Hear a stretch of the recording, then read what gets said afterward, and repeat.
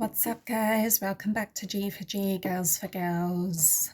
It is Thursday. Thursday, guys. How have we reached Thursday already? I hope everybody's week has gone good. Yeah, I hope you've rode through it, stayed strong, and yeah, any difficult situations we have faced this week. Well, I'm not gonna lie. I'm not going to say that it's been the greatest week, but you know, you just kind of go with the flow. When you're not feeling 101% yourself, you're like, ugh. But no, let me just give you a lowdown. So yeah, obviously Thursday, so we've been late for school for the whole week, to be honest. No one likes to get out of bed, and then obviously it's just the whole slow motion getting things done in the morning, anxiety, trying to get themselves ready. Everything is a problem. Mainly with the youngest, it's obviously looking prim and perfect. I don't know if I was speaking about that in my last video, sorry. Yeah, so obviously it's looking prim and perfect. You can get out numerous outfits in the morning, or numerous clothes, trousers, and yeah, you hope that one of them will obviously be okay. And then eventually when they get dressed, it's sitting in the bathroom doing hair, and I mean, like, well, she sits, I stand. And I can do this hair 5 times, guys, 5 times or more. And yeah, it might never be perfect. So she's liking a parting, and obviously it has to be slick no matter what. Like, and she will see bumps that I don't even see. So yeah, that's what we're facing in the mornings right now. Eventually we get out the door. But yeah, so any more challenges that you guys have faced this week, feel free to share.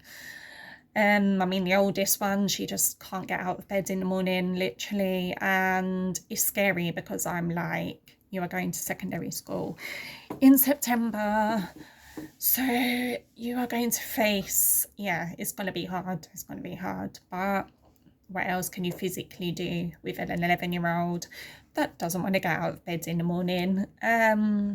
So yeah, and then obviously everything's a problem when she's getting ready as well. So, but you know, when we get to school, and I must say, recently with my youngest, obviously her struggles were getting to school and going in through the doors. We would have trouble getting her in. I would be there until way after time, just in the office, and obviously, yeah, just trying to encourage her to go in. But I don't know if I mentioned in videos before that we have met with like the autism guy from Lambeth who was giving us some strategies, because I'm not going to lie, the school to an extent haven't been the greatest. And correct me if, you know, if you're in the same situation and the school doesn't help at all, then you might be feeling me right now.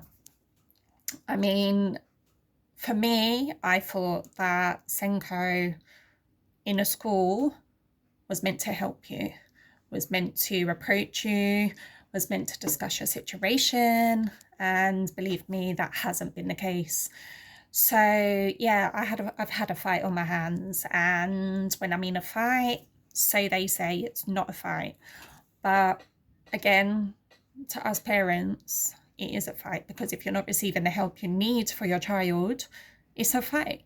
There's nothing else you can call it. So yeah, it's been a fight. Obviously you try and liaise as much as you can with the members of staff you can obviously talk to and want to help you. And I must say, there is a handful of staff that do a good job, but they just haven't got that role, that title role. And I'm like, you're taking on somebody else's job here. So anyways, if I'm repeating myself, because I know I've done videos before, but I just thought I'd fill you in and, you know, just let you in on some things that I'm going through, you may be going through, and it's all out there. It's all out there. Like, we're all in the same boat.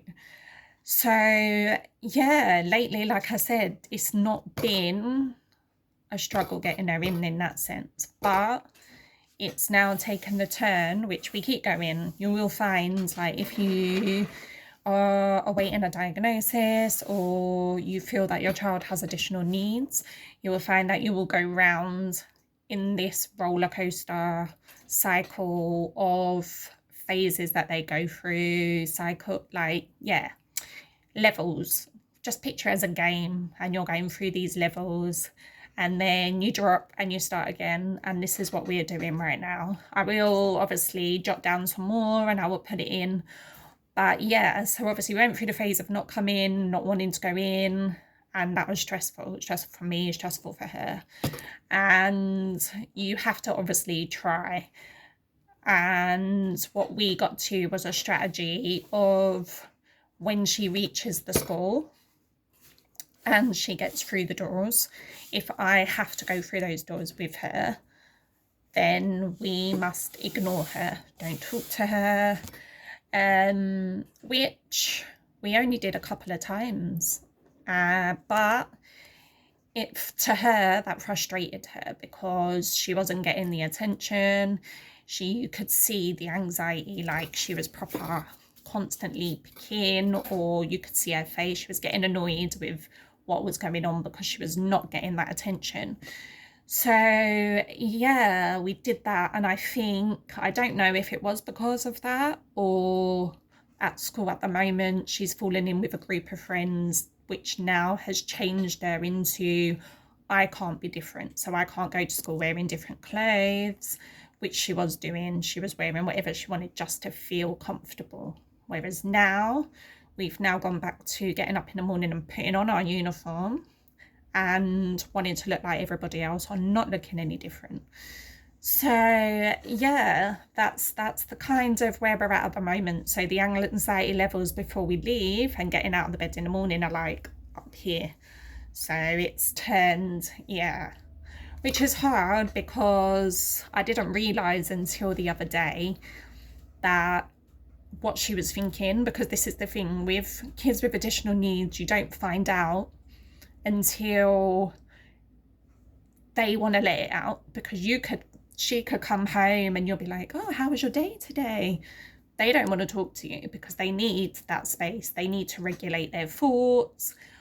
But if they want to tell you something, it will come out. It will come out in dribs and drabs. It will come out not making sense, and you're playing a puzzle because you've got to piece all this together. So I think it was the other day, something messed up her routine, and I was like, oh, I'm sorry, or are you okay?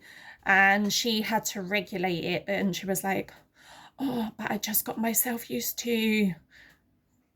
And then I had to kind of finish her sentence to kind of see, does she mean? So I was like, used to going to school? And she was like, yeah.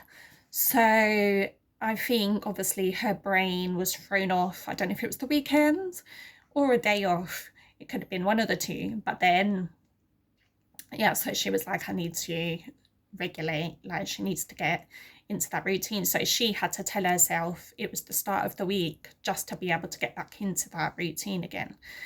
So I think at the moment she's trying her hardest to convince herself that going to school is okay, even though she was like, she doesn't like school, but she's telling herself now, I do. It's hard because I'm like, is this because then the support she needed isn't there, and now she's got to try and push herself even harder, which is just going to cause her anxiety to be like I said, sky high.